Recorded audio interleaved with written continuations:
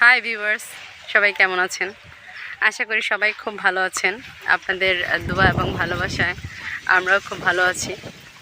আবারও চলে আসলাম এই যে সবুজের সমারোহ চারদিকে। তো অনেক দিন পর এই প্লেসটায় আসলাম। এই জায়গাটা একদম সম্পূর্ণ সবুজ আর সবুজ, একদম আমার কাছে খুবই ভালো লাগে এই জায়গাটা। তো এই জন্য একদম সকালবেলায় চলে আসলাম।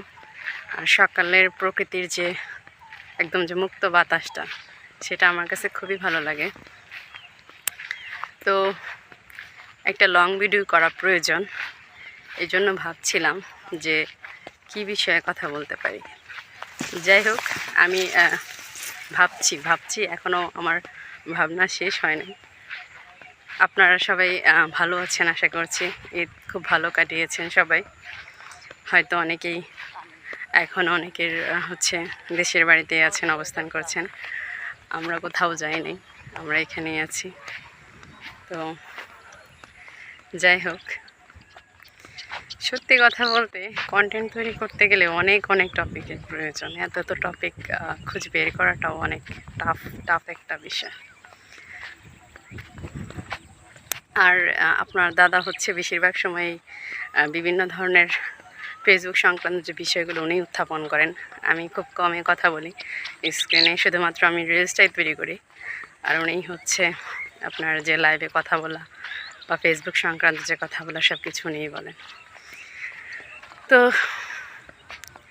আমরা অবশ্যই সবাই সবার পাশে থাকব, কারণ এই প্ল্যাটফর্মে যদি আমরা কাজ করতে যাই তাহলে একে অন্যকে প্রয়োজন, একে অন্যের পরিপূরক আমরা, তাই না? সব সময় হাসি খুশিভাবে চলতে হবে আমাদের।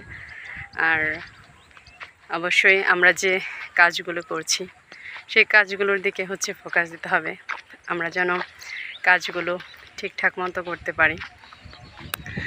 আর আমাদের যে কন্টেন্টের যে মান, সেই মানটাও যেন ভালো হয়, সব কিছু যেন ঠিকঠাক হয়। এইভাবেই মূলত আমাদের কাজগুলো করতে হবে। যে ফেসবুকের যে রুলস অ্যান্ড রেগুলেশনস আছে সেগুলো মেনে চলতে হবে। আর ইতিমধ্যে অনেকেই আপনারা কন্টেন্ট মনিটাইজেশন পেয়ে গেছেন। যারা পেয়ে গেছেন তাদের জন্য রইল অনেক শুভকামনা আমার মন থেকে। আর যারা পাননি তারাও হতাশ হবেন না, আশা করছি তারাও পেয়ে যাবেন। কারণ আপনি যদি সঠিকভাবে কাজ করেন, গাইডলাইন মেনে চলেন, তাহলে সবাই, আশা করছি সবাই পেয়ে যাবেন। আর একদিন না একদিন অবশ্যই পাবেন সবাই।